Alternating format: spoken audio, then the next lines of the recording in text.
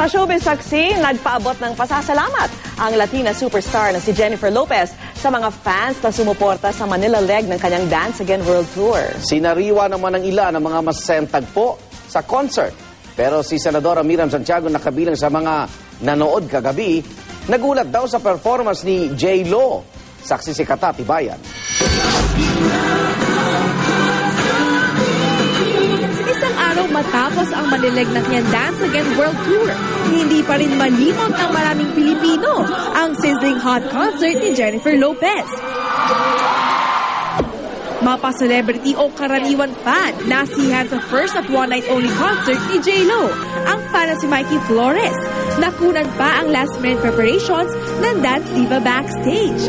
Nakita niya raw na nagdasal si J-Lo bago ang opening number at nang umakyat sa stage ay kumuway pa sa kanila.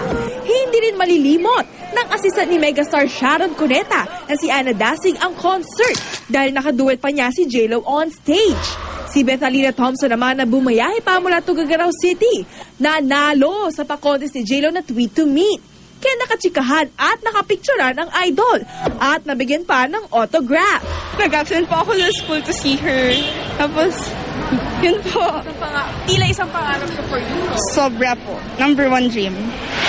Pero si Senadora Miriam Defensor Santiago, na nanood din sa concert ni J-Lo, nagulat sa performance ng Latina superstar. I'm a strictly highbrow girl. I like classical music, opera and ballet, particularly abroad. It was so loud. And there were so many people, and they stirred themselves into a frenzy. Nagamat na sa Hong Kong na para sa next leg ng kanyang world tour, ilabaon naman ni J-Lo ang mainit na pagtanggap ng kanyang Pinoy fans.